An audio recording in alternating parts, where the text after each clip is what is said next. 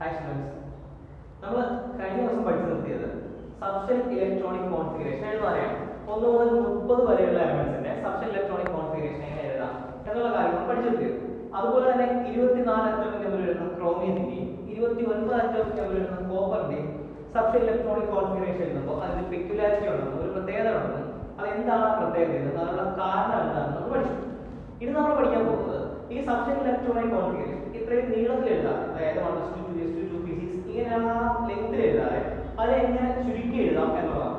അപ്പോൾ അത് ഉദാഹരണമായിട്ട് അറ്റോമിക് നമ്പർ 12 വരുന്ന മഗ്നീഷ്യം എന്ന് പറയുന്ന എലമെന്റ്, അറ്റോമിക് നമ്പർ 12 ആയുള്ള മഗ്നീഷ്യം എന്ന എലമെന്റ്, അതിന്റെ സബ്ഷെൽ ഇലക്ട്രോണിക് കോൺഫിഗറേഷൻ വരുന്നത് എങ്ങനെയാണ്? 1s2 2s2 2p6 and 3s2. ഇതാണ് അതിന്റെ സബ്ഷെൽ ഇലക്ട്രോണിക് കോൺഫിഗറേഷൻ എന്ന് പറയുന്നത്. ഇത് നമുക്ക് ഇത്രയും നീളത്തിൽ എഴുതാതെ നമുക്ക് ചുരുക്കി എഴുതാം. ചുരുക്കി എഴുതാൻ വേണ്ടി നമ്മൾ ഉപയോഗിക്കുന്നത് ഇതിന് തൊട്ട് മുമ്പുള്ള നോബിൾ ഗ്യാസ് ഏതാണോ അതിന്റെ പേര് ചേർത്താണ് നമ്മൾ ഇതിനെ ചുരുക്കി എഴുതാൻ പോകുന്നത്. നമ്മൾ നോബിൾ ഗ്യാസ് എന്ന് തിരഞ്ഞെടുക്കാനുള്ള കാരണം നോബിൾ ഗ്യാസിന്റെ ഇലക്ട്രോണിക് കോൺഫിഗറേഷൻ സ്റ്റേബിൾ ആണ് എന്ന് പറയാറുണ്ട്. കാരണം നമ്മൾ ഇലക്ട്രോൺ വിട്ടുകൊടുക്കത്തില്ല, അഡീഷണൽ ആയിട്ട് ഇലക്ട്രോൺ അത് മേടിക്കത്തില്ല. അതുകൊണ്ട് തന്നെ ഇലക്ട്രോണിക് കോൺഫിഗറേഷൻ സ്റ്റേബിൾ ആണ്. അതുകൊണ്ട് നമുക്ക് ആ ഇലക്ട്രോണിക് കോൺഫിഗറേഷന് പകരം അതിന്റെ പേര് റീപ്ലേസ് ചെയ്യാം. നമുക്ക് നോക്കാം, മഗ്നീഷ്യം എന്ന എലമെന്റ് അതിന് തൊട്ട് മുമ്പുള്ള 12 അറ്റോമിക് നമ്പർ 12 ആയിട്ടുള്ള മഗ്നീഷ്യം എന്ന എലമെന്റിനെ തൊട്ട് മുൻപേ ഉള്ള നോബിൾ ഗ്യാസ് ഏതാണ്? അറ്റോമിക് നമ്പർ 10 വരുന്ന നിയോൺ ആണ്. അപ്പോൾ നോബിൾ ഗ്യാസ് ഏതാണ് നോക്കാം. ഹീലിയം ഒരു നോബിൾ ഗ്യാസ് ആണ്. അറ്റോമിക് നമ്പർ 2 വരുന്ന ഹീലിയം ഒരു നോബിൾ ഗ്യാസ് ആണ്. അതുപോലെ തന്നെ അറ്റോമിക് നമ്പർ 18 വരുന്ന ആർഗൺ ഒരു നോബിൾ ഗ്യാസ് ആണ്. ഇത് മൂന്നുമാണ് നമുക്ക് 30 ഇടയ്ക്കുള്ള അറ്റോമിക് നമ്പർ 30 വരെയുള്ള ഇതിൽ വരുന്ന 3 നോബിൾ ഗ്യാസ് എന്ന് പറയുന്നത്. ഒന്ന് helium, neon and argon. Atomic number 12 തൊട്ട് മുമ്പേ കാണുന്നത് നോബിൾ ഗ്യാസ് ആണ് നിയോൺ. നിയോണിന്റെ സബ്ഷെൽ ഇലക്ട്രോണിക് കോൺഫിഗറേഷൻ എന്ന് നോക്കുമ്പോൾ 1s2 2s2 2p6 എന്ന് വരും. 1s2 2s2 2p6. ഒരു കാരണവശാലും നോബിൾ ഗ്യാസ് ഇലക്ട്രോണിക് കോൺഫിഗറേഷൻ മാറാറില്ല. അതിനുള്ള കാരണം അത് റിയാക്ഷനിൽ പങ്കെടുക്കത്തില്ല, ഇലക്ട്രോണിനെ വിട്ടുകൊടുക്കത്തുമില്ല, ഇലക്ട്രോണിനെ അക്സെപ്റ്റ് ചെയ്യത്തുമില്ല. ആ ഒറ്റ കാരണം കൊണ്ട് തന്നെ ഇലക്ട്രോണിക് കോൺഫിഗറേഷനിൽ മാറ്റമൊന്നും ഉണ്ടാവില്ല. അപ്പോൾ അതാണ് നോക്കി 1s2 2s2 2p6. ഇതിനകത്തും ഇല്ലേ 1s2 2s2 2p6. അപ്പൊ നമുക്ക് ഇത്രയും ഭാഗത്തിന് പകരം ഇത്രയും ഇലക്ട്രോണിക് കോൺഫിഗറേഷൻ എഴുതുന്നതിന് പകരം നിയോൺ എന്ന് എഴുതിയാൽ പോലും നിയോൺ ഇലക്ട്രോണിക് കോൺഫിഗറേഷനിൽ വരുന്നത്.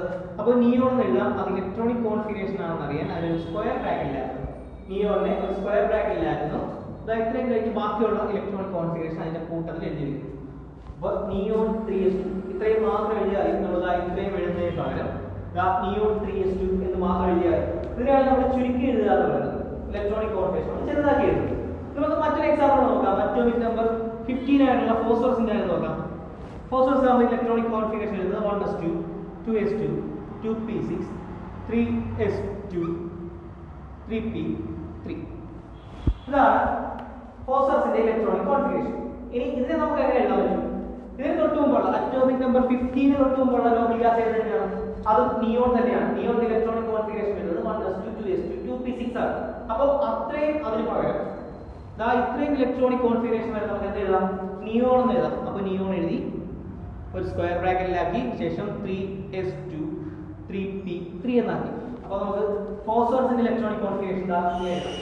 ഇനി മറ്റൊരു എലമെന്റ് നോക്കാം. മറ്റൊരു എലമെന്റ് എന്ന് പറയുമ്പോൾ പൊട്ടാസ്യം, അറ്റോമിക് നമ്പർ 19 വരുന്ന പൊട്ടാസ്യം നോക്കാം.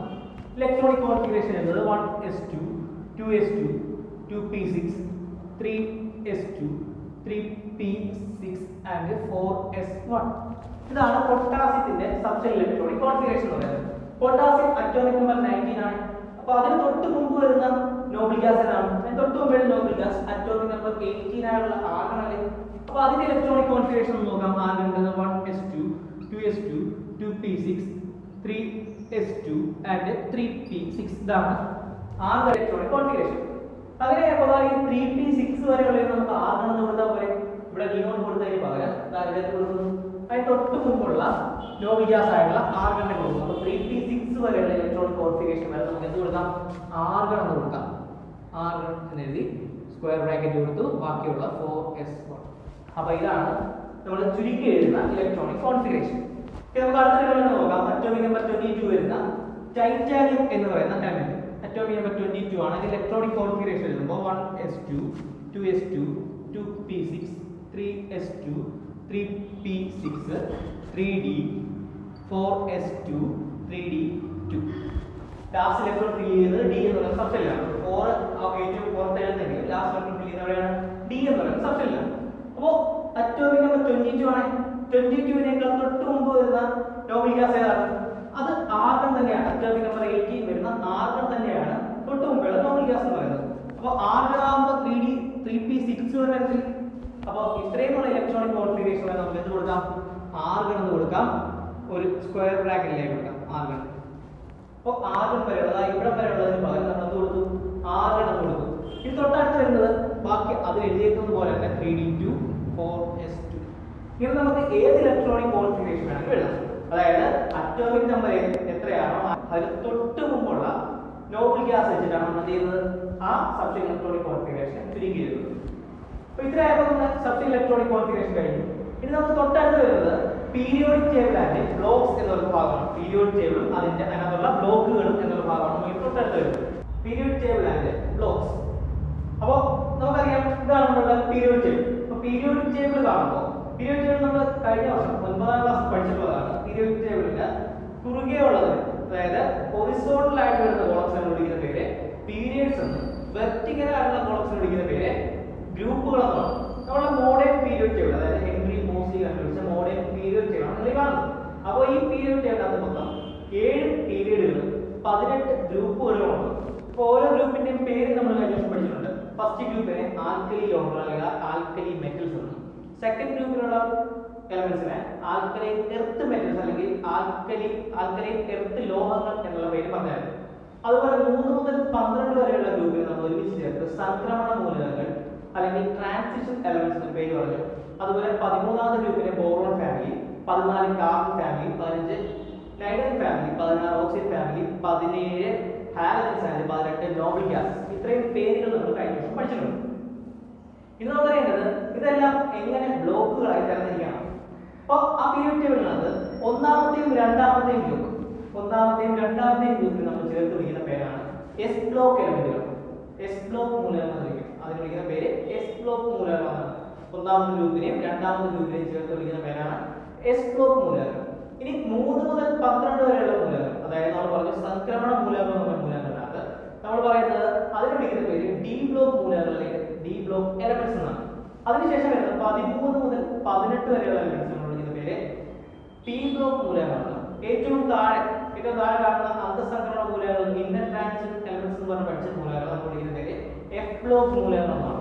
അപ്പോൾ നമ്മൾ ഈ ബ്ലോക്കുകളുടെ പേര് കേൾക്കുമ്പോൾ അറിയാം എസ് ഡി പി എഫ് ഇങ്ങനെയൊക്കെയാണ് പറയുന്നത്. ഇതെല്ലാം നമ്മുടെ സബ്ഷെല്ലുകളാണ് അല്ലെ? സബ്ഷെല്ലുകളാണ്. അപ്പോൾ സബ്ഷെല്ലിന്റെ അടിസ്ഥാനത്തിലാണ് നമ്മൾ ഇതിന്റെ ബ്ലോക്കുകളെ തരംതിരിച്ചിരിക്കുന്നത്. അപ്പോൾ നമുക്ക് നോക്കാം ഒന്നാമത്തെയും രണ്ടാമത്തെയും ഗ്രൂപ്പിനെ നമ്മൾ എന്തുകൊണ്ട് എസ് ബ്ലോക്ക് മൂലകങ്ങൾ വിളിക്കുന്നു? അതിനുള്ള കാരണം എസ് ബ്ലോക്ക് മൂലകം അതായത് ഒന്നാമത്തെയും രണ്ടാമത്തെയും ഗ്രൂപ്പിലെ മൂലകങ്ങളുടെ സബ്ഷെൽ ഇലക്ട്രോണിക് കോൺഫിഗറേഷൻ അവസാനിക്കുന്നത് എസ് എന്ന് പറയുന്ന സബ്ഷെല്ലാണ്. അതായത് അതിനകത്തുള്ള ഇലക്ട്രോണുകൾ ഏറ്റവും അവസാനത്തെ ഇലക്ട്രോൺ ഫിൽ ചെയ്യുന്നത് എസ് എന്ന് പറയുന്ന സബ്ഷെല്ലാണ്. നമുക്ക് എക്സാമ്പിൾ നോക്കാം. ഒന്നാമത്തെ ഗ്രൂപ്പിലുള്ള ഒരു എലമെന്റ് സോഡിയം എന്ന് പറയുന്ന എലമെന്റ് ഇത് ഒന്നാമത്തെ ഗ്രൂപ്പിൽ ഉൾപ്പെടുന്നതാണ്. സോഡിയത്തിന്റെ അറ്റോമിക് നമ്പർ 11 ആണ്. സബ്ഷെൽ ഇലക്ട്രോണിക് കോൺഫിഗറേഷൻ എഴുതി നോക്കുമ്പോൾ 1s2 2s2 2p6 and 3s1 എന്നാണ്. അപ്പോൾ ഈ ഇലക്ട്രോണിക് കോൺഫിഗറേഷൻ കാണുമ്പോൾ നമുക്കറിയാം ഇതിന്റെ ഏറ്റവും അവസാനത്തെ ഇലക്ട്രോൺ ഫിൽ ആയിരിക്കുന്നത് 3s എന്ന് പറയുന്ന സബ്ഷെല്ലാണ്. അതായത് എസ് സബ്ഷെല്ലിലാണ് അതിനുള്ള അവസാനത്തെ ഇലക്ട്രോൺ നിർണ്ണയിക്കുന്നത്. അതുകൊണ്ട് തന്നെ ഇതിനെ നമുക്ക് എസ് ബ്ലോക്ക് മൂലകമാണെന്ന് പറയാം. അതുപോലെ തന്നെ ലിഥിയം അതും ഒരു ഒന്നാമത്തെ ഗ്രൂപ്പിൽ ഉൾപ്പെടുന്ന മൂലകമാണ്. അറ്റോമിക് നമ്പർ 3 ആണ്. ഇലക്ട്രോണിക് കോൺഫിഗറേഷൻ വരുമ്പോൾ 1s2 2s1 എന്ന് വരും. ഇതും ഒന്നാമത്തെ ഗ്രൂപ്പിൽ ഉൾപ്പെടുന്നതാണ്. അവസാനത്തെ ഇലക്ട്രോൺ ഫിൽ ചെയ്യുന്നത് എസ് എന്ന് പറയുന്ന സബ്ഷെല്ലിലാണ്. ഇനി അതുപോലെ വരുന്ന പൊട്ടാസ്യം അറ്റോമിക് നമ്പർ 19 വരുന്ന പൊട്ടാസ്യം ഇലക്ട്രോണിക് കോൺഫിഗറേഷൻ വരുമ്പോൾ 1s2 2s2 2p6 3s2 3p6 and 4s1 എന്നാണ് അവസാനിക്കുന്നത്. അവിടെയും അവസാനത്തെ ഇലക്ട്രോൺ എന്ന് പറയുന്നത് എസ് എന്ന് പറയുന്ന സബ്ഷെല്ലിലാണ്. അതുകൊണ്ട് തന്നെ ഇതെല്ലാം എസ് ബ്ലോക്കിൽ ഉൾപ്പെടുന്നതാണ് പറയാം. ഇനി നമുക്ക് രണ്ടാമത്തെ ഗ്രൂപ്പ് നോക്കാം. ഇതെല്ലാം ഒന്നാമത്തെ ഗ്രൂപ്പിൽ ഉൾപ്പെടുന്നതാണ്. ഈ രണ്ടാമത്തെ ഗ്രൂപ്പ് നോക്കുകയാണെങ്കിൽ രണ്ടാമത്തെ ഗ്രൂപ്പിൽ വരുന്ന എലമെന്റ് ആണ് മഗ്നീഷ്യം എന്ന് പറയുന്ന എലമെന്റ്. രണ്ടാമത്തെ ഗ്രൂപ്പിൽ ഉൾപ്പെടുന്ന ഒരു എലമെന്റ് ആണ് മഗ്നീഷ്യം. മഗ്നീഷ്യത്തിന്റെ അറ്റോമിക് നമ്പർ 12 ആണ്. ഇലക്ട്രോണിക് കോൺഫിഗറേഷൻ വരുമ്പോൾ 1s2 2s2 2p6 3s2 എന്ന്. ഇതാണ് മഗ്നീഷ്യത്തിന്റെ സബ്ഷെൽ ഇലക്ട്രോണിക് കോൺഫിഗറേഷൻ. ഇവിടെ ഇലക്ട്രോണിക് കോൺഫിഗറേഷൻ അവസാനിച്ചിരിക്കുന്നത് എസ് എന്ന് പറയുന്ന സബ്ഷെല്ലാണ്. അപ്പോൾ രണ്ടാമത്തെ ഗ്രൂപ്പുകളിലെ എല്ലാ എലമെന്റ്സിന്റെയും ഇലക്ട്രോണിക് കോൺഫിഗറേഷനും അവസാനിക്കുന്നത് എസ് എന്ന് പറയുന്ന സബ്ഷെല്ലായിരിക്കും. അതുകൊണ്ട് തന്നെ നമുക്ക് ഒന്നാമത്തെ ഗ്രൂപ്പിനെയും രണ്ടാമത്തെ ഗ്രൂപ്പിനെയും ഒരുമിച്ച് കൂട്ടിച്ചേർത്ത് എസ് ബ്ലോക്കുകൾ എന്ന് വിളിക്കാം. വേണമെങ്കിൽ മറ്റൊരു എലമെന്റ് കൂടി എടുത്ത് നോക്കാം. അറ്റോമിക് നമ്പർ 20 ആയിട്ടുള്ള കാൽസ്യം. അറ്റോമിക് നമ്പർ 20 ആയിട്ടുള്ള calcium. കാൽസ്യത്തിന്റെ electronic configuration 1s2 2s2 2p6 3s2 3p6 ആയിട്ട് 4s2 എന്ന് വരും. അപ്പോൾ അവിടെ നമുക്ക് നോക്കുമ്പോൾ അറിയാം ഇലക്ട്രോണിക് കോൺഫിഗറേഷൻ അവസാനിക്കുന്നത് 4s ലാണ്. അതായത് s എന്ന് പറയുന്ന സബ്ഷെല്ലിലാണ് ഇലക്ട്രോണിക് കോൺഫിഗറേഷൻ അവസാനിക്കുന്നത്. അതായത് ഒന്നാമത്തെ ഗ്രൂപ്പിലെയും രണ്ടാമത്തെ ഗ്രൂപ്പിലെയും ഏതൊരു എലമെന്റിന്റെയും സബ്ഷെൽ ഇലക്ട്രോണിക് കോൺഫിഗറേഷൻ എഴുതി നോക്കുമ്പോൾ അതിനുള്ള അവസാനത്തെ ഇലക്ട്രോൺ ഏറ്റവും ലാസ്റ്റ് ഇലക്ട്രോൺ ഫിൽ ചെയ്തത് S എന്ന് പറയുന്ന സബ്ഷെല്ലായിരിക്കും. അതുകൊണ്ടാണ് നമ്മൾ അതിനെ S ബ്ലോക്ക് മൂലകങ്ങൾ എന്ന് വിളിക്കുന്നത്. S ബ്ലോക്ക് എലമെന്റ്സ് എന്ന് വിളിക്കാനുള്ള കാരണം ഇതാണ്. S ബ്ലോക്ക് മൂലകങ്ങൾ എന്ന് പറയുന്നത്. അപ്പോൾ നമുക്ക് മനസ്സിലായി കാണും എന്തുകൊണ്ടാണ് D ബ്ലോക്ക് മൂലകങ്ങൾ, P ബ്ലോക്ക് മൂലകങ്ങൾ, S ബ്ലോക്ക് മൂലകങ്ങൾ എന്ന് പറയാനുള്ള കാരണം. അതായത് 3 മുതൽ 12 വരെയുള്ള ഗ്രൂപ്പുകളെ 3 മുതൽ 12 വരെയുള്ള ഗ്രൂപ്പുകൾ വിളിക്കുന്ന പേരാണ് D block elements. D block elements. ഇവിടെ 1 2 ഗ്രൂപ്പ് എലമെന്റ്സ് ആയിരുന്നു S ബ്ലോക്ക്. അതുപോലെ 13 മുതൽ 18 വരെയുള്ള ഗ്രൂപ്പ് എലമെന്റ്സ് വിളിക്കുന്ന പേരാണ് P ബ്ലോക്ക് എലമെന്റ്സ്. നമുക്ക് മനസ്സിലായി കാണും എന്തുകൊണ്ടായിരിക്കും ഇവയെ D ബ്ലോക്ക് എന്ന് ഇവയെ P ബ്ലോക്ക് എന്ന് വിളിക്കാനുള്ള കാരണം. അതിനുള്ള കാരണം നമ്മൾ മുമ്പേ S ബ്ലോക്കിന്റെ കാര്യം പറഞ്ഞതുപോലെ അതായത് എലമെന്റിന്റെ അവസാനത്തെ ഇലക്ട്രോൺ ഫിൽ ചെയ്യുന്നത് S എന്ന് പറയുന്ന സബ്ഷെല്ലായതുകൊണ്ട് അതിനെ വിളിക്കുന്ന പേരായിരുന്നു S ബ്ലോക്ക് എലമെന്റ്സ്. അപ്പോൾ ഇവിടെ അങ്ങനെ വിളിക്കാനുള്ള കാരണം എന്തായിരിക്കും? D ബ്ലോക്ക് എന്ന് വിളിക്കാനുള്ള കാരണം അവയുടെ ലാസ്റ്റ് ഇലക്ട്രോൺ ആ എലമെന്റ്സിന്റെ എല്ലാം ഏറ്റവും അവസാനത്തെ ഇലക്ട്രോൺ നിറയുന്നത് D എന്ന് പറയുന്ന സബ്ഷെല്ലായിരിക്കും. അതുകൊണ്ട് അത്തരം എലമെന്റ്സ് വിളിക്കുന്ന പേരാണ് D ബ്ലോക്ക് എലമെന്റ്സ്. അതുപോലെ P ബ്ലോക്ക് എന്ന് വിളിക്കാനുള്ള കാരണം അതിന്റെയും ഏറ്റവും അവസാനത്തെ ഇലക്ട്രോൺ അതായത് 13 മുതൽ 18 വരെയുള്ള ഏത് എലമെന്റ് എടുത്ത് നോക്കിയാലും അതിന്റെ ഏറ്റവും അവസാനത്തെ ഇലക്ട്രോൺ ഫിൽ ചെയ്യുന്നത് P എന്ന് പറയുന്ന ബ്ലോക്കിലായിരിക്കും. P എന്ന് പറയുന്ന സബ്ഷെല്ലായിരിക്കും. അതുകൊണ്ടാണ് നമ്മൾ അതിനെ P ബ്ലോക്ക് എലമെന്റ്സ് വിളിക്കുന്നത്. നമുക്ക് ഓരോ ഉദാഹരണം നോക്കാം. അതായത് അറ്റോമിക് നമ്പർ 23 ആയിട്ടുള്ള വനേഡിയം. അതിന്റെ സബ്ഷെൽ ഇലക്ട്രോണിക് കോൺഫിഗറേഷൻ എഴുതുമ്പോൾ ആർഗൺ ആകുമ്പോൾ 18 വരെയായി. പിന്നെ വരുന്നത് 3D യും 4s1 3d3 4s2. ഇതാണ് വനേഡിയത്തിന്റെ സബ്ഷെൽ ഇലക്ട്രോണിക് കോൺഫിഗറേഷൻ. നമ്മൾ നോക്കണം, നമ്മൾ ചിലപ്പോൾ നോക്കുമ്പോൾ നമ്മൾ വിചാരിക്കും ഇത് S ബ്ലോക്ക് ആണ്, കാരണം അവസാനം എഴുതിയിരിക്കുന്നത് 4s എന്നല്ലേ. പക്ഷേ ഇത് S ബ്ലോക്ക് അല്ല, ഇത് D ബ്ലോക്ക് എലമെന്റ് ആണ്. അതിനുള്ള കാരണം അവസാനത്തെ സബ്ഷെൽ S ബ്ലോക്ക് ആണെങ്കിലും ഏറ്റവും അവസാനത്തെ ഇലക്ട്രോൺ നിറയുന്നത് 3D എന്ന് പറയുന്ന സബ്ഷെല്ലാണ്. നമ്മൾ പഠിച്ചിട്ടുള്ളതുപോലെ മുമ്പേ പഠിച്ചായിരുന്നു S എന്ന് പറയുന്ന സബ്ഷെല്ലിനെ കാട്ടി അതായത് 4s എന്ന് പറയുന്ന സബ്ഷെല്ലിനെ കാട്ടിയും എനർജി കൂടുതലാണ് 3D എന്ന് പറയുന്ന സബ്ഷെല്ലിൽ.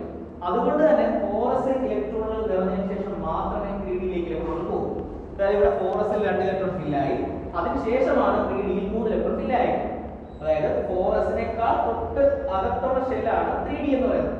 പക്ഷേ ലാസ്റ്റ് ഇലക്ട്രോൺ ഫിൽ ചെയ്തത് 3D-യിലായതുകൊണ്ട് ഈ എലമെന്റ് ഒരു D ബ്ലോക്ക് എലമെന്റ് ആണെന്ന് പറയാം. D ബ്ലോക്ക് എലമെന്റ് ആണെന്ന് പറയാം. ഓക്കെ, ഇനി അതുപോലെ P ബ്ലോക്കിൽ ഉൾപ്പെടുന്ന ഒരു എലമെന്റ് എഴുതി നോക്കാം. P ബ്ലോക്ക് ആകുമ്പോൾ ഒരു എലമെന്റ് ക്ലോറിൻ എഴുതി നോക്കാം. ക്ലോറിൻ അറ്റോമിക് നമ്പർ 17 ആണ് ക്ലോറിൻ. ഇലക്ട്രോണിക് കോൺഫിഗറേഷൻ എഴുതുമ്പോൾ 1s2 2s2 2p6 3s2 and 3p5 അല്ലെ. Atomic number 17 chlorine. ഇത് 17ാമത്തെ ഗ്രൂപ്പിൽ ഉൾപ്പെട്ടതാണ്. നമ്മളറിയാം ഹാലജൻസിന്റെ കൂട്ടത്തിൽ പെടുന്നതാണ് ക്ലോറിൻ. ഇവിടെ നോക്കി ലാസ്റ്റ് ഇലക്ട്രോൺ ഫിൽ ചെയ്യുന്നത് P അല്ലേ. അപ്പോൾ അതുകൊണ്ട് നമുക്ക് അതിനെ എന്ന് വിളിക്കാം P ബ്ലോക്ക് എലമെന്റ് എന്ന് വിളിക്കാം. ഇനി നമുക്ക് ഒരു ബ്ലോക്ക് കൂടെ ഉണ്ട്, ഏറ്റവും അവസാനം കാണുന്ന 2 ഗ്രൂപ്പുകൾ. ഏറ്റവും അവസാനം 2 പീരിയഡ് വെച്ചിട്ടില്ലേ, പീരിയഡ് വെച്ചിട്ടുള്ള ഏറ്റവും താഴെയായിട്ട് 2 പീരിയഡ് കാണുമല്ലോ. അതാണ് നമ്മൾ പറയുന്നത് F ബ്ലോക്ക് എലമെന്റ്സ് എന്ന് പറയുന്നത്.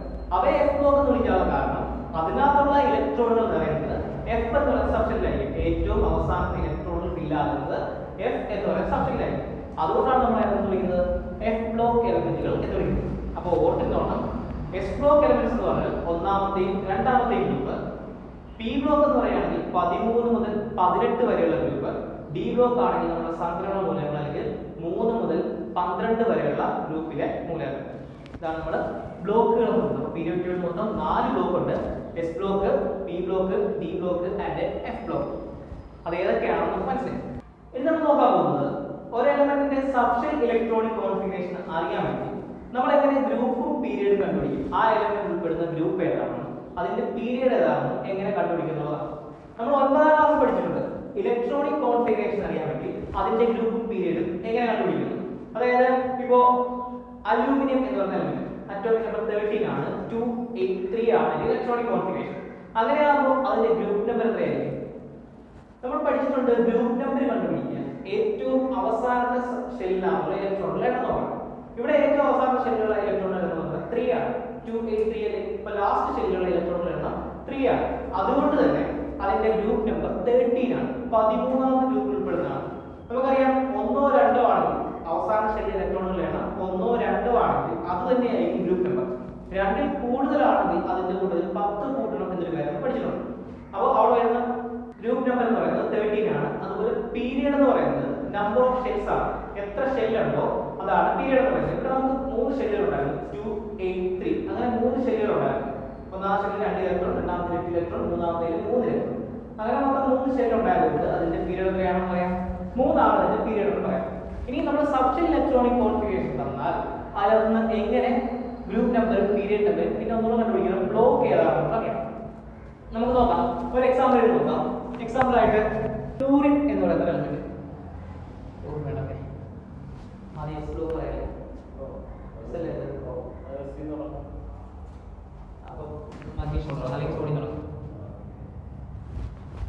അപ്പൊ സോഡിയം എന്ന് പറയുന്ന എലമെന്റ്, സോഡിയത്തിന്റെ അറ്റോമിക് നമ്പർ 11 ആണ്. Electronic configuration 1s2 2s2 2p6 and 3s1 എന്നാണ്.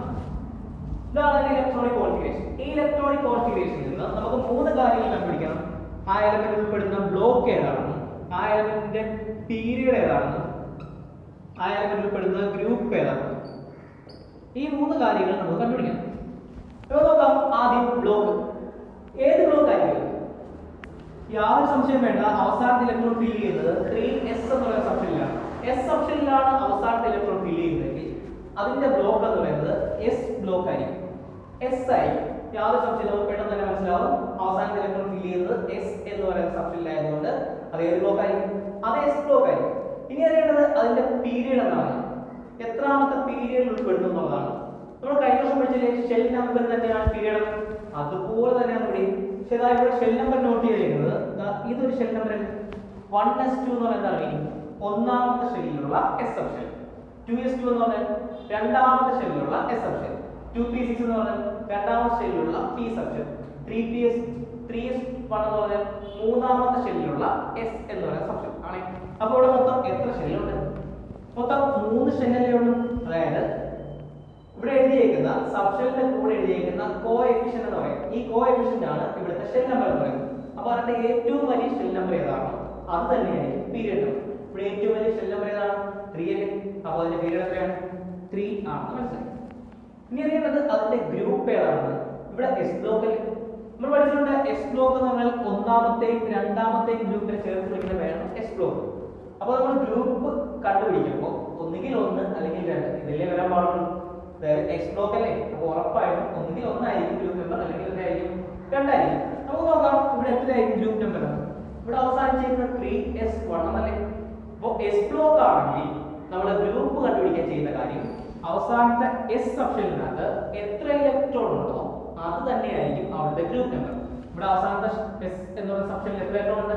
1 ഇലക്ട്രോൺ അല്ലേ ഉള്ളൂ. അപ്പോൾ അതിന്റെ ഗ്രൂപ്പ് നമ്പർ എത്രയായിരിക്കും? 1 ആയിരിക്കും അതിന്റെ ഗ്രൂപ്പ് നമ്പർ. ഇപ്പോൾ 3 കാര്യം കണ്ടുപിടിച്ചേ, അതിന്റെ ബ്ലോക്ക് ഏതാണെന്നും പീരിയഡ് ഏതാണെന്നും അതുപോലെ ഗ്രൂപ്പ് ഏതാണ്. ഇത് നമ്മൾ നോക്കാൻ പോകുന്നത് അടുത്ത എലമെന്റ് കാൽസ്യം. അറ്റോമിക് നമ്പർ 20 വരുന്ന കാൽസ്യം ആണ് അടുത്ത element. 1s2 2s2 2p6 3s2 3p6 4s2. നേരത്തെ കണ്ടുപിടിച്ചു പോലെ ബ്ലോക്ക് ഏതാണ്, പീരിയഡ് ഏതാണ്, ഗ്രൂപ്പ് ഏതാണ്. ഇത് 3 കണ്ടുപിടിക്കാൻ പോകുന്നത്. ബ്ലോക്ക് ഏതായിരിക്കും?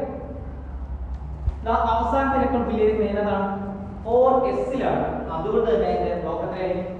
എസ് ബ്ലോക്ക് ആയിരിക്കും. അവസാനത്തെ ഇലക്ട്രോൺ ഫിൽ ചെയ്യുന്നത് എസ് സബ്ഷെല്ലിലായതുകൊണ്ട് തന്നെ അതിന്റെ ബ്ലോക്ക് എത്രയാണ്? എസ് ആണെന്ന് പറയാം. ഇനി പീരിയഡ് എത്രയാണ്? പീരിയഡ് എന്ന് പറഞ്ഞു ഹൈയസ്റ്റ് ഷെൽ നമ്പർ ആണ്. അതായത് ആ സബ്ഷെല്ലിന്റെ കൂടെ വരുന്ന കോഎഫിഷ്യന്റിലെ ഏറ്റവും വലിയ സംഖ്യ ഏതാണോ അതായിരിക്കും എന്ന് പറയുന്നത് പീരിയഡ് എന്ന് പറയുന്നത്. അവിടെ നോക്കി ഷെൽ നമ്പറിൽ ഏറ്റവും വലുതാണ് 4 അല്ലേ. അപ്പോൾ അതിന്റെ പീരിയഡ് എത്രയായിരിക്കും? 4 ആയിരിക്കും. ഹൈയസ്റ്റ് ഷെൽ നമ്പർ ഏതാണോ അതായിരിക്കും എന്ന് പറയുന്നത് പീരിയഡ് എന്ന് പറയുന്നത്. ഇവിടുത്തെ ഷെൽ നമ്പർ 1 ആണ്, 2 2 3 3 4 ആണ്. അപ്പോൾ ഏറ്റവും വലിയ ഷെൽ നമ്പർ എത്രയാണ്? 4 ആണ്. അതുകൊണ്ട് തന്നെ പീരിയഡ് എത്രയായിരിക്കും? 4 ആയിരിക്കും. ഇനി അറിയേണ്ടത് അതിന്റെ ഗ്രൂപ്പ് ഏതാണെന്നാണ്. എസ് ബ്ലോക്ക് അല്ലേ. എസ് ബ്ലോക്ക് ആണെങ്കിൽ ഗ്രൂപ്പ് ഏതായിരിക്കാം? ഒന്നുകിൽ 1 ആയിരിക്കും, അല്ലെങ്കിൽ എന്തായിരിക്കും? 2 ആയിരിക്കും ഗ്രൂപ്പ് നമ്പർ വരേണ്ടത്. ഇവിടെ 4s2 അവസാനിച്ചിരിക്കുന്നത്. അവസാനത്തെ s സബ്ഷെൽ ഇലക്ട്രോൺ എത്രയാണ്? 2 അല്ലേ? അപ്പൊ അതുകൊണ്ട് തന്നെ ഗ്രൂപ്പ് നമ്പർ എത്ര തന്നെയായിരിക്കും? 2 ആയിരിക്കും.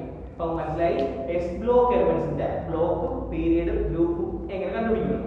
നമ്മൾ തൊട്ടടുത്ത് നോക്കാൻ പോകുന്നത് ഒരു p ബ്ലോക്ക് എലമെന്റിന്റെ ഗ്രൂപ്പും പീരിയഡും ബ്ലോക്കും എങ്ങനെ കണ്ടുപിടിക്കുന്നതാണ്.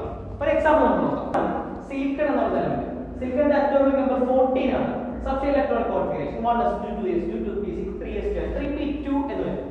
അപ്പോൾ ഇവിടുത്തെ ബ്ലോക്ക് ഏതാണ് എന്നറിയണം. ബ്ലോക്ക് ഏതാണെന്ന് അറിയാൻ നമ്മൾ എന്ത് ചെയ്യണം? ഏറ്റവും അവസാനത്തെ ഇലക്ട്രോൺ ഫിൽ ചെയ്തിരിക്കുന്നത് ഏത് സബ്ഷെല്ലിലാണെന്ന് നോക്കണം. ഇവിടെ നമുക്ക് നോക്കുമ്പോൾ അറിയാം ഏറ്റവും അവസാനമുള്ളത് ആരാണ്? 3p എന്ന് പറയുന്ന സബ്ഷെല്ലാണ്. അതുകൊണ്ട് തന്നെ ഏറ്റവും അവസാനത്തെ ഇലക്ട്രോൺ ഫിൽ ചെയ്തിരിക്കുന്നത് എവിടെയായിരിക്കും? 3p എന്ന് പറയുന്ന സബ്ഷെല്ലാണ്. അതുകൊണ്ട് തന്നെ അതിന്റെ ബ്ലോക്ക് എന്ന് പറയുന്നത് ഏത് ബ്ലോക്ക് ആയിരിക്കും? p ബ്ലോക്ക് ആയിരിക്കും. ഏറ്റവും അവസാനത്തെ ഇലക്ട്രോൺ ഫിൽ ചെയ്യുന്നത് ഏത് സബ്ഷെല്ലിലായിരിക്കോ അതായിരിക്കും അതിന്റെ ബ്ലോക്ക് എന്ന് പറയുന്നത്. അപ്പോൾ അത് ഏത് ബ്ലോക്കാണ്? p ബ്ലോക്ക് ആണ് എന്ന് മനസ്സിലായി. ഇനി അറിയേണ്ടത് പീരിയഡ് എത്രയാണ്. നേരത്തെ കണ്ടുപിടിച്ചതുപോലെ തന്നെയാണ് പീരിയഡ് നോക്കുന്നത്. ഏറ്റവും വലിയ ഷെൽ നമ്പർ ഏതാണോ അതാണ് അവിടുത്തെ പീരിയഡ് എന്ന് പറയുന്നത്. ഏറ്റവും വലിയ ഷെൽ നമ്പർ ഏതാണ് വരുന്നത്? ഇവിടെ 3 ആണ് ഏറ്റവും വലിയ ഷെൽ നമ്പർ. അപ്പോൾ അതിന്റെ പീരിയഡ് എത്രയെന്ന് കിട്ടി? 3 ആണ് പീരിയഡ് കിട്ടി. ഇനി നമുക്കറിയേണ്ടത് അതിന്റെ ഗ്രൂപ്പ് എത്രയാണ്. നമുക്കറിയാം p ബ്ലോക്ക് ആണെങ്കിൽ ഗ്രൂപ്പ് നമ്പർ എത്ര വരെയാണ്? 13 മുതൽ 18 വരെയുള്ള ഗ്രൂപ്പിലെ മൂലകങ്ങളാണ് നമ്മൾ പറയുന്നത് p ബ്ലോക്ക് മൂലകങ്ങൾ എന്ന് വിളിക്കുന്നത്. അങ്ങനെ p ബ്ലോക്ക് എലമെന്റ് ആകണമെങ്കിൽ ഗ്രൂപ്പ് നമ്പർ കണ്ടുപിടിക്കാൻ നമുക്ക് 13നും 18നും ഇടയ്ക്കുള്ള ഒരു സംഖ്യ ഉണ്ട്. അപ്പോൾ നമുക്ക് നോക്കാം എങ്ങനെ കണ്ടുപിടിക്കണം. അപ്പോൾ ഗ്രൂപ്പ് നമ്പർ കണ്ടുപിടിക്കാൻ നമ്മൾ ചെയ്യേണ്ടത് p ബ്ലോക്ക് എലമെന്റ് ആണെങ്കിൽ ഏറ്റവും അവസാനത്തെ ഷെൽ ഏതാണ്? Third shell. ആ ഷെല്ലിനകത്ത് 2 സബ് ഷെല്ലിൽ s ഉണ്ട് p ഉണ്ട്. നമ്മൾ ഏത് p ബ്ലോക്ക് എലമെന്റ് എഴുതിയാലും ആ p ക്ക് മുമ്പായി ഏറ്റവും അവസാനത്തെ p ക്ക് മുമ്പായി തൊട്ട് ഫ്രണ്ടിൽ ഒരു s സബ് ഷെല്ലാണ്. അപ്പോൾ നമ്മൾ ഗ്രൂപ്പ് നമ്പർ കണ്ടുപിടിക്കാൻ ചെയ്യുന്നത് ഏറ്റവും അവസാനത്തെ p സബ് ഷെല്ലിലെ ഇലക്ട്രോണുകളുടെ എണ്ണവും തൊട്ട് ഉള്ളിലുള്ള s സബ് ഷെല്ലിലെ ഇലക്ട്രോണുകളുടെ എണ്ണം കൂടെ ആഡ് ചെയ്യും. ഇവിടുത്തെ p സബ് ഷെല്ലിലെ ഇലക്ട്രോൺ എണ്ണം 2 ആണ്. അതുപോലെ s ന്റെ ഇലക്ട്രോൺ എണ്ണം എത്ര തന്നെയാണ്? 2 തന്നെയാണ്. അത് രണ്ടും കൂടെ ആഡ് ചെയ്യുമ്പോൾ നമുക്ക് 4 എന്ന് കിട്ടും. അത് ഈ ഗ്രൂപ്പിൽ ഉൾപ്പെടുന്നതാണ്. അല്ല 13 മുതൽ 18 വരെയാണ് നമ്മൾ പറയുന്നത് p ബ്ലോക്ക് മൂലകങ്ങൾ എന്ന് പറയുന്നത്. അപ്പോൾ 4 കിട്ടിയാൽ ഇതിനകത്ത് ഉൾപ്പെടുന്നതാണ് അല്ല. അപ്പോൾ നമ്മൾ ചെയ്യേണ്ട കാര്യം അതിന്റെ കൂട്ടത്തിൽ ഒരു 10 കൂടെ ആഡ് ചെയ്യണം. 10 കൂടെ ആഡ് ചെയ്യുമ്പോൾ നമുക്ക് എത്ര കിട്ടി? 14 എന്ന് കിട്ടി. ഇതാണ് അതിന്റെ ഗ്രൂപ്പ് നമ്പർ എന്ന് പറയുന്നത്. അപ്പോൾ ശ്രദ്ധിച്ചോളാം, p ബ്ലോക്ക് മൂലകങ്ങളാണെങ്കിൽ p ബ്ലോക്ക് എലമെന്റ്സ് ആണെങ്കിൽ അതിന്റെ ഗ്രൂപ്പ് നമ്പർ കണ്ടുപിടിക്കാൻ ചെയ്യുന്ന കാര്യം ഏറ്റവും അവസാനത്തെ p എന്ന് പറയുന്ന സബ്ഷെല്ലിലെ ഇലക്ട്രോണുകളുടെ എണ്ണവും അതിന് തൊട്ട് മുമ്പിൽ കാണുന്ന s എന്ന് പറയുന്ന സബ്ഷെല്ലിലെ ഇലക്ട്രോണുകളോട് ആഡ് ചെയ്യണം. അതിനുശേഷം അതിന്റെ കൂടുതൽ എത്ര ആഡ് ചെയ്യണം? 10 കൂടെ ആഡ് ചെയ്യണം. അപ്പോൾ കിട്ടുന്ന സംഖ്യയ്ക്ക് നമുക്ക് എന്ന് പറയുന്നത് ഗ്രൂപ്പ് നമ്പർ എന്ന് പറയുന്നത്. അപ്പോൾ സിലിക്കന്റെ ഗ്രൂപ്പ് നമ്പർ എത്ര കിട്ടി? 14 ആണ് എന്ന് മനസ്സിലായി. ഇനി നമുക്ക് അടുത്തൊരു എക്സാമ്പിൾ നോക്കാം. അടുത്ത എക്സാമ്പിൾ എന്ന് പറയുന്നത് ആർഗൺ ആണ്. ആർഗണിന്റെ atomic number 18. Subshell electronic configuration എടുക്കുമ്പോൾ 1s2 2s2 2p6 3s2 3p6 എന്ന് വരും. ഇതൊരു നോബൽ ഗ്യാസ് ആണ്. നോബൽ ഗ്യാസ് ആയതുകൊണ്ട് നമുക്ക് അതിന്റെ ഗ്രൂപ്പ് നമ്പർ ഒക്കെ നമുക്ക് ഏകദേശം അറിയാം. എന്നാൽ നമുക്ക് സബ്ഷെൽ ഇലക്ട്രോണിക് കോൺഫിഗറേഷൻ വെച്ചിട്ട് എങ്ങനെയാണ് ഗ്രൂപ്പ് നമ്പറും പീരിയഡ് നമ്പറും ബ്ലോക്കും കണ്ടുപിടിക്കുന്നത് നോക്കാം. അപ്പോൾ ലാസ്റ്റ് ഇലക്ട്രോൺ ഫിൽ ചെയ്യുന്നത് ഏതാണ്? 3p അല്ലേ. അതുകൊണ്ട് തന്നെ ബ്ലോക്കിന് യാതൊരു സംശയമില്ല. ബ്ലോക്ക് ഏതായിരിക്കും? p ബ്ലോക്ക് ആയിരിക്കും. ഇനി അതുപോലെ എത്രയായിരിക്കും പീരിയഡ്? ഏറ്റവും വലിയ ഷെൽ നമ്പർ 3 തന്നെയാണ്. അപ്പോൾ അതിന്റെ പീരിയഡ് എത്രയായിരിക്കും? 3 ആയിരിക്കും. ഈ രണ്ട് കാര്യങ്ങൾ സംശയമില്ല. ഇനി അടുത്ത് വരുന്നത് അതിന്റെ ഗ്രൂപ്പ് ഏതാണെന്ന് പറയുന്നത്. p ബ്ലോക്ക് ആണെങ്കിൽ ഗ്രൂപ്പ് ഏതിനിടയ്ക്കായിരിക്കും? 13 മുതൽ 18 വരെ ആയിരിക്കും എന്ന് പറയുന്നത് അതിന്റെ ഗ്രൂപ്പ് എന്ന് പറയുന്നത്. അപ്പോൾ നമ്മൾ കണ്ടുപിടിക്കുമ്പോൾ അതിനിടയ്ക്കുള്ള സംഖ്യ കിട്ടണം. നമ്മൾ പറഞ്ഞെങ്ങനെയാണ് p ബ്ലോക്കിന്റെ ഗ്രൂപ്പ് കണ്ടുപിടിക്കുന്നത്? ഏറ്റവും അവസാനത്തെ p സബ്ഷെൽ ഇലക്ട്രോണുകളുടെ എണ്ണവും തൊട്ട് മുമ്പേയുള്ള s സബ്ഷെൽ ഇലക്ട്രോണുകളുടെ എണ്ണം കൂടെ ആഡ് ചെയ്യണം. അതിന്റെ കൂട്ടത്തിൽ 10 കൂടെ ആഡ് ചെയ്യണം. ഏറ്റവും അവസാനത്തെ p ഉള്ള ഇലക്ട്രോൺ എണ്ണം എത്രയാണ്? 6. അതുപോലെ s എന്നുള്ള ഇലക്ട്രോൺ എണ്ണം എത്രയാണ്? 2. അപ്പോൾ രണ്ടും കൂടെ ആഡ് ചെയ്യുമ്പോൾ 8 എന്ന് വരത്തില്ലേ? 8ന്റെ കൂട്ടത്തിൽ ഒരു 10 കൂടെ ആഡ് ചെയ്യണ്ടേ? അപ്പോൾ എത്രയാണ് കിട്ടി? നമുക്ക് 18 എന്ന് കിട്ടിയില്ലേ? അപ്പോൾ അവിടുത്തെ ഗ്രൂപ്പ് നമ്പർ എത്രയാണെന്ന് മനസ്സിലായി? 18th ഗ്രൂപ്പ് അല്ലേ? നമ്മൾ പഠിച്ചിട്ടുണ്ട് ആർഗൺ ഒരു നോബൽ ഗ്യാസ് ആണ്. നോബൽ ഗ്യാസുകൾ എന്ന് പറയുന്നത് 18ാമത്തെ ഗ്രൂപ്പിൽ ഉൾപ്പെടുന്നതല്ലേ? അപ്പോൾ ഇത് ശരിയാണെന്ന് മനസ്സിലായില്ലേ? അപ്പോൾ s ബ്ലോക്ക് ആണെങ്കിൽ ഗ്രൂപ്പ് നമ്പർ കണ്ടുപിടിക്കാൻ ചെയ്യണം ഏറ്റവും അവസാനത്തെ ഷെല്ലിനകത്തുള്ള s സബ്ഷെൽ ഇലക്ട്രോണുകളുടെ എണ്ണം തന്നെയായിരിക്കും ഗ്രൂപ്പ് നമ്പർ എന്ന് പറയുന്നത്. p ബ്ലോക്ക് ആണെങ്കിൽ ഏറ്റവും അവസാനത്തെ p എന്നുള്ള സബ്ഷെൽ ഇലക്ട്രോണുകളുടെ എണ്ണവും തൊട്ടുള്ളിൽ കാണുന്ന s എന്നുള്ള സബ്ഷെൽ ഇലക്ട്രോണുകളുടെ എണ്ണം കൂടെ കൂട്ടിയതിനു ശേഷം അതിനെ കൂടുതൽ എത്ര കൂട്ടുക? 10 കൂടെ കൂട്ടുക. അങ്ങനെയാണ് നമ്മൾ ചെയ്യുന്നത് p ബ്ലോക്ക് എലമെന്റ്സിന്റെ ഗ്രൂപ്പ് നമ്പർ കണ്ടുപിടിക്കുന്നത്. അടുത്ത എക്സാമ്പിൾ ആണ് അറ്റോമിക് നമ്പർ 25 ആയിട്ടുള്ള മാംഗനീസ്. മാംഗനീസിന്റെ സബ്ഷെൽ ഇലക്ട്രോണിക് കോൺഫിഗറേഷൻ എടുക്കുമ്പോൾ 1s2 2s2 2p6 3s2 3p6 3d 5 and 4s2. നമുക്ക് ആദ്യം കണ്ടുപിടിക്കേണ്ടത് ബ്ലോക്ക് ഏതാണെന്ന്. നമ്മൾ ഒറ്റയടിക്ക് നോക്കുമ്പോൾ ഏറ്റവും അവസാനമുള്ളത് 4s എന്നുള്ള സബ്ഷെൽ. അതുകൊണ്ട് നമ്മൾ വിചാരിക്കും ഇത് ഒരു എസ് ബ്ലോക്ക് മൂലമാണ്. പക്ഷെ അങ്ങനെയാണോ? അല്ല. ഇത് എന്ത് ബ്ലോക്ക് മൂലമാണ്?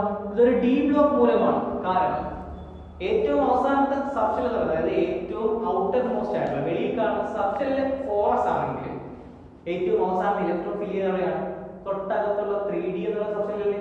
അപ്പോൾ ഏറ്റവും അവസാനത്തെ ഇലക്ട്രോൺ ഫില്ല് ചെയ്യുന്നത് ഡി സബ്ഷെല്ലായതുകൊണ്ട് തന്നെ നമുക്ക് പറയാം ഇത് എന്ത് ബ്ലോക്ക് മൂലമാണെന്ന്. ഇതൊരു ഡി ബ്ലോക്ക് എലമെന്റ് ആണെന്ന് പറയാം. അപ്പൊ ശ്രദ്ധിച്ചോണം, ഏറ്റവും അവസാനം വരുന്നത് 4s ആണെങ്കിൽ തൊട്ട് മുന്നേ ഒരു 3d ഉണ്ട്. ശ്രദ്ധിച്ചോണം, 3d ഉണ്ടെങ്കിൽ അതിന്റെ ബ്ലോക്ക് ഏതായിരിക്കും? ഡി എന്ന് പറയുന്ന ബ്ലോക്ക് ആയിരിക്കും അത് വരുന്നത്. ഓക്കെ, ഇനി നമുക്ക് അറിയേണ്ടത് പീരിയഡ് എത്രയാണ്. എത്രയാണ് ഇതിന്റെ പീരിയഡ്? പീരിയഡ് എന്ന് പറഞ്ഞാൽ ഹൈയസ്റ്റ് ഷെൽ നമ്പർ ആണ് പീരിയഡ്. ഇത് ഹൈയസ്റ്റ് ഷെൽ നമ്പർ എത്രയാണ്? 4 അല്ലേ highest shell number. Highest shell number 4 ആയതുകൊണ്ട് തന്നെ അതിന്റെ പീരിയഡ് എത്രയായിരിക്കും? 4 ആയിരിക്കും ഹൈയസ്റ്റ്. ഒരു കാരണവശാലും അവസാനത്തെ ഇലക്ട്രോൺ ഫിൽ ചെയ്യുന്ന സബ്ഷെല്ലിന്റെ ഷെൽ നമ്പർ അല്ല എടുക്കേണ്ടത്. ഏറ്റവും വലിയ ഷെൽ നമ്പർ ഏതാണോ അത് തന്നെയാണ് എടുക്കേണ്ടത്. ഇവിടെ ഏറ്റവും വലിയ ഷെൽ നമ്പർ എത്രയാണ്? 4 ആണ്. അതുകൊണ്ട് തന്നെ പീരിയഡ് എന്താണെന്ന് പറയാം? 4 ആണ് എന്ന് പറയാം. ഇനി കണ്ടുപിടിക്കേണ്ടത് ഗ്രൂപ്പ് അല്ലേ. ഡി ബ്ലോക്ക് ആണെങ്കിൽ ഗ്രൂപ്പ് ഏത് മുതൽ ഏത് വരെ ആകാം? 3 മുതൽ 12 വരെയുള്ള ഗ്രൂപ്പിലെ മൂലകങ്ങളല്ലേ അപ്പോൾ ഡി ബ്ലോക്ക് എന്ന് പറയുന്നത്. അപ്പോൾ ഗ്രൂപ്പ് നമ്പർ കണ്ടുപിടിക്കുമ്പോൾ 3നും 12നും ഇടയിലുള്ള വില കിട്ടണ്ടേ. അപ്പോൾ ഇവിടെ ഗ്രൂപ്പ് നമ്പർ കണ്ടുപിടിക്കാൻ നമ്മൾ ചെയ്യുന്ന കാര്യം, ഏറ്റവും അവസാനം ഇരിക്കുന്ന എസ് സബ്ഷെല്ലിൽ ഏറ്റവും അവസാനത്തെ എസ് സബ്ഷെല്ലിലെ ഇലക്ട്രോണുകൾ എണ്ണവും തൊട്ടുള്ളിൽ കാണുന്ന ഡി സബ്ഷെല്ലിൽ അതിനകത്തുള്ള 2 ഇലക്ട്രോണുകൾ എണ്ണം അവിടെ ആഡ് ചെയ്യും. എസ് സബ്ഷെൽ ഇലക്ട്രോണുകളെല്ലാം 2 ആണ്. പ്ലസ് ഡിയിലുള്ള ഇലക്ട്രോൺ എണ്ണം എത്രയാണ്?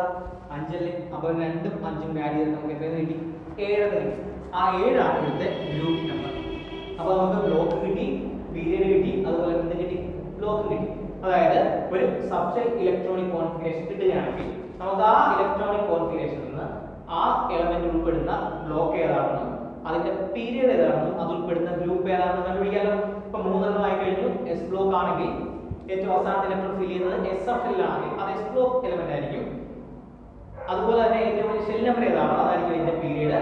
പിന്നെ ഏറ്റവും ലാസ്റ്റ് കാണുന്ന എസ് സബ്ഷെല്ലിൽ ഇലക്ട്രോണുകളുടെ എണ്ണം എത്രയാണോ അതായിരിക്കും ഇതിന്റെ ഗ്രൂപ്പ് എന്ന് പറയുന്നത്. ഇനി പി ബ്ലോക്ക് ആണെങ്കിലോ? പി ബ്ലോക്ക് ആണെങ്കിൽ ചെയ്യേണ്ട കാര്യം, ഏറ്റവും അവസാനത്തെ ഇലക്ട്രോൺ ഫിൽ ചെയ്യുന്നത് പിയിലാണെങ്കിൽ അത് പി ബ്ലോക്ക് എലമെന്റ് ആയിരിക്കും. അതുപോലെ പീരിയഡ് നമ്പർ എന്ന് പറയുന്നത് ഏറ്റവും വലിയ ഷെൽ നമ്പർ ഏതാണോ അത് തന്നെയായിരിക്കും പീരിയഡ് നമ്പർ. ഗ്രൂപ്പ് നമ്പർ കണ്ടുപിടിക്കാൻ ചെയ്യുന്ന കാര്യം, ഏറ്റവും അവസാനത്തെ പി സബ്ഷെല്ലിൽ ഇലക്ട്രോണുകളുടെ എണ്ണവും തൊട്ടുള്ളിൽ കാണുന്ന എസ് സബ്ഷെൽ ഇലക്ട്രോണിന്റെ എണ്ണം ആഡ് ചെയ്യണം. ആഡ് ചെയ്ത ശേഷം അതിന്റെ കൂടുതൽ 10 കൂട്ടുക. ഇതാണ് പി ബ്ലോക്കിന്റെ കാര്യത്തിലാണെങ്കിൽ. ഡി ബ്ലോക്ക് ആണെങ്കിൽ ഏറ്റവും അവസാനത്തെ ഇലക്ട്രോൺ ഫില്ല് ചെയ്യുന്നത് ഡി എന്ന് പറയുന്ന സബ്ഷെല്ലിലായിരിക്കും. അതുകൊണ്ടാണെങ്കിൽ നമുക്ക് എന്ന് വിളിക്കാം ഡി ബ്ലോക്ക് എലമെന്റ് ആണെന്ന് വിളിക്കാം. അതിനുള്ള പീരിയഡ് നമ്പർ കണ്ടുപിടിക്കാൻ ചെയ്യണം. ഏറ്റവും വലിയ ഷെൽ നമ്പർ ഏതാണോ അത് തന്നെയാണ് പീരിയഡ് നമ്പർ. ഇനി ഗ്രൂപ്പ് നമ്പർ ആണ് വേണ്ടതെങ്കിലോ? ഏറ്റവും അവസാനത്തെ എസ് സബ്ഷെല്ലിൽ തൊട്ട് ഉള്ളിൽ കാണുന്ന ഡി സബ്ഷെല്ലിലേയും കൂടെ ഇലക്ട്രോണുകളുടെ എണ്ണം ആഡ് ചെയ്യുക. കൂട്ടിയാൽ മാത്രം മതി. 10 കൂട്ടണം. 10 കൂട്ടുന്നത് പി ബ്ലോക്ക് ആണെങ്കിലും 10 കൂട്ടാതിരിക്കുന്നത് ഡി ബ്ലോക്ക് ആണെങ്കിലും അങ്ങനെ കൊണ്ടിരുന്നാൽ മതി. അപ്പോൾ അതാണ് പറയുന്നത് ഗ്രൂപ്പും പീരിയഡും ബ്ലോക്കും കണ്ടുപിടിക്കുന്നത്.